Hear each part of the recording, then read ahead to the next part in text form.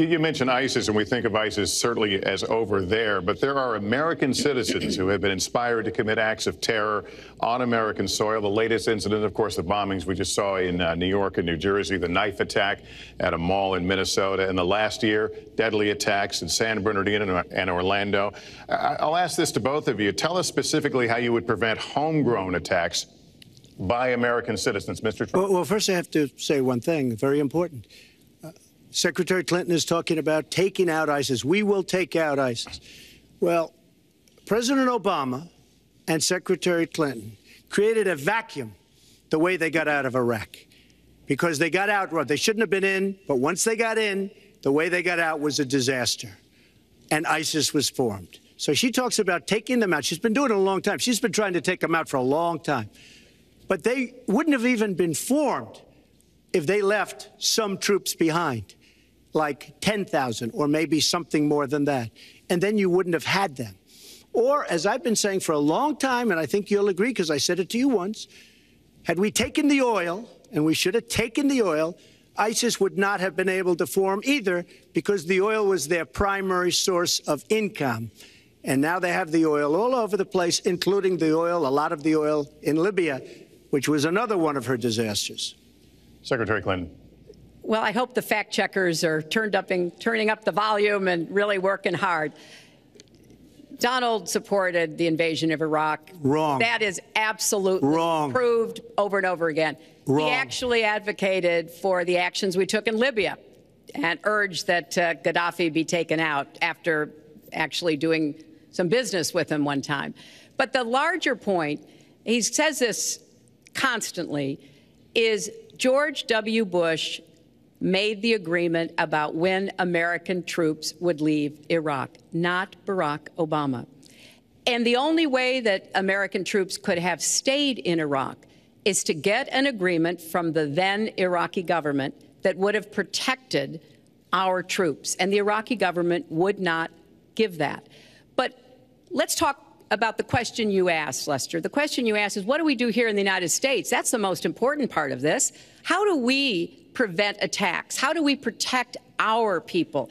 And I think we've got to have an intelligence surge where we are looking for every scrap of information. I was so proud of law enforcement in New York, in Minnesota, in New Jersey. You know, they responded so quickly, so professionally to the attacks that occurred by Rahami, and they brought him down. And we may find out more information because he is still alive, which may prove to be an intelligence benefit. So we've got to do everything we can to vacuum up intelligence from Europe, from the Middle East.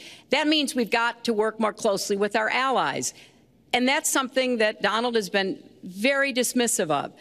We're working with NATO, the longest military alliance in the history of the world, to really turn our attention to terrorism. We're working with our friends in the Middle East, many of which, as you know, are Muslim-majority nations. Donald has consistently insulted Muslims abroad, Muslims at home, when we need to be cooperating with Muslim nations and with the American Muslim community. They're on the front lines. They can provide information to us that we might not get anywhere else. They need to have close working cooperation with law enforcement in these communities, not be alienated and pushed away, as some of Donald's rhetoric, unfortunately, has led to. Mr. Well, I'd have to respond. Please respond. The Secretary said very strongly about working with. We've been working with them for many years. And we have the greatest mess anyone's ever seen. You look at the Middle East, it's a total mess, under your direction to a large extent. But you look at the Middle East, you started the Iran deal. That's another beauty, where you have a country that was ready to fall. I mean, they were doing so badly. They were choking on the sanctions, and now they're going to be actually probably a major power at some point pretty soon, the way they're going. But when you look at NATO, I was asked on a major show, what do you think of NATO? And you have to understand, I'm a business person. I did really well, but I have common sense. And I said, well, I'll tell you, I haven't given lots of thought to NATO, but two things. Number one, the 28 countries of NATO, many of them aren't paying their fair share. Number two, and that bothers me because we should be, yes, we're defending them, and they should at least be paying us what they're supposed to be paying by treaty and contract.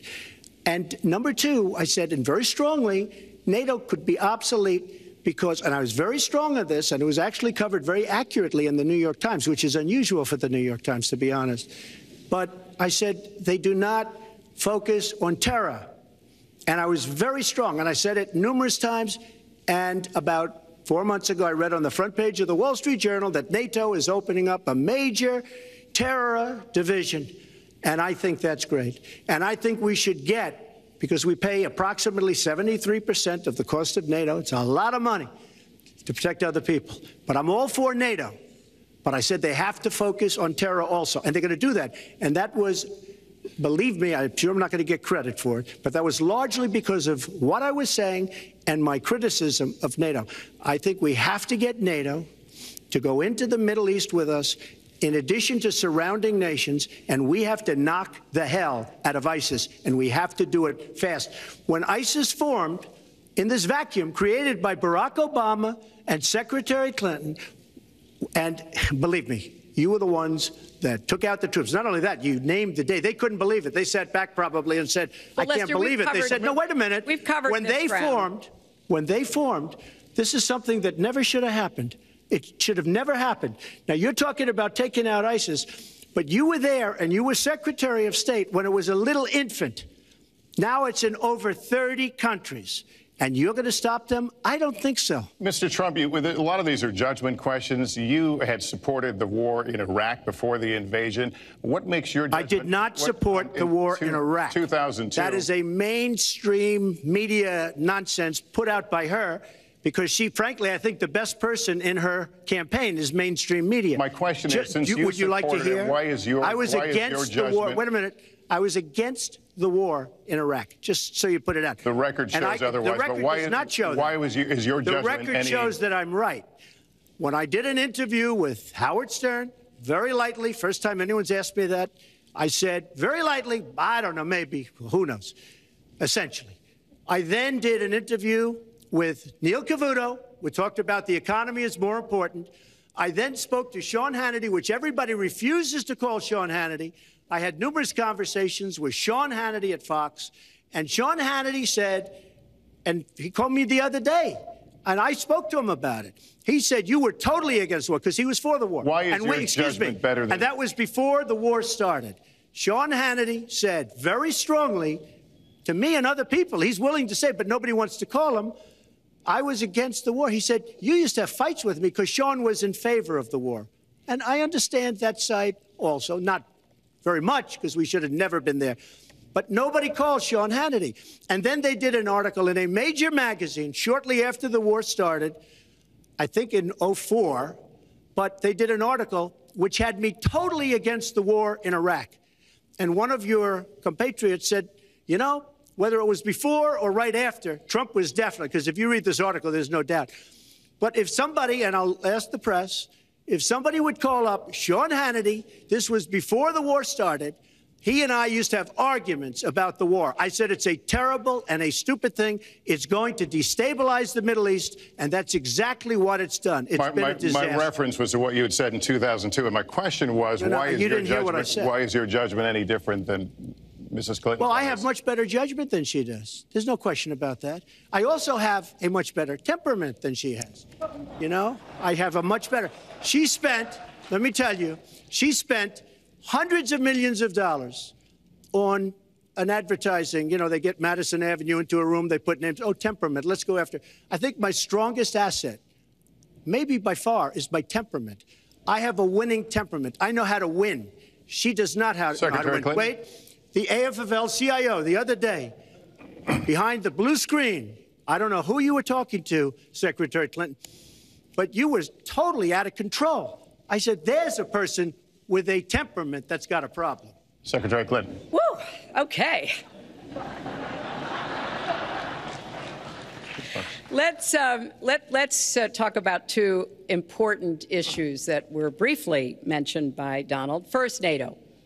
You know, NATO, as a military alliance, has something called Article 5, and basically it says this: an attack on one is an attack on all. And do you know the only time it's ever been invoked? After 9/11, when the 28 nations of NATO said that they would go to Afghanistan with us to fight terrorism, something that they still are doing by our side. With respect to Iran, when I became Secretary of State, Iran was weeks away from having enough nuclear material to form a bomb. They had mastered the nuclear fuel cycle under the Bush administration. They had built covert facilities. They had stocked them with centrifuges that were whirling away. And we had sanctioned them. I voted for every sanction against Iran when I was in the Senate, but it wasn't enough. So I spent a year and a half putting together a coalition that included Russia and China to impose the toughest sanctions on Iran. And we did drive them to the negotiating table. And my successor, John Kerry, and President Obama got a deal that put a lid on Iran's nuclear program without firing a single shot. That's diplomacy. That's coalition building. That's working with other nations. The other day, I saw Donald saying that there were some Iranian sailors on a ship in the waters off of Iran, and they were taunting American sailors who were on a nearby ship. He said, you know, if they taunted our sailors, I'd blow them out of the water and start another war. That's not good judgment. That is not the right temperament to be commander-in-chief, to be taunted. And the worst part of what we've heard Donald say has been about nuclear weapons. He has said repeatedly that he didn't care if other nations got nuclear weapons, Japan, South Korea, even Saudi Arabia. It has been the policy of the United States, Democrats and Republicans, to do everything we could to reduce the proliferation of nuclear weapons. He even said, well, you know, if there were a nuclear war in the East Asia, well, you know, that's fine. You know, have a good time, folks. And in fact, his cavalier attitude about nuclear weapons is so deeply troubling. That is the #1 threat we face in the world, and it becomes particularly threatening if terrorists ever get their hands on any nuclear material. So a man who can be provoked by a tweet should not have his fingers anywhere near the nuclear codes, as far as I think anyone with any sense about this should be concerned. That line's getting a little bit old, I must say. Listen, it's a good one, though. I would like to, well describes the problem. It's not an accurate one at all. It's not an accurate one. So I just want to give a lot of things, and just to respond, I agree with her on one thing. The single greatest problem the world has is nuclear armament, nuclear weapons, not global warming like you think and your president thinks. Nuclear is the single greatest threat. Just to go down the list, we defend Japan, we defend Germany, we defend South Korea, we defend Saudi Arabia, we defend countries. They do not pay us what they should be paying us because we are providing tremendous service and we're losing a fortune. That's why we're losing. We lose on everything. I say, who makes these? We lose on everything. Well, I said that it's very possible that if they don't pay a fair share, because this isn't 40 years ago where we could do what we're doing. We can't defend Japan, a behemoth selling us cars by the million. We need to move on. Wait, but it's very important. All I said was they may have to defend themselves or they have to help us out. We're a country that owes $20 trillion. They have to help us out. As far as the nuclear is concerned, I agree. It is the single greatest threat that this country has.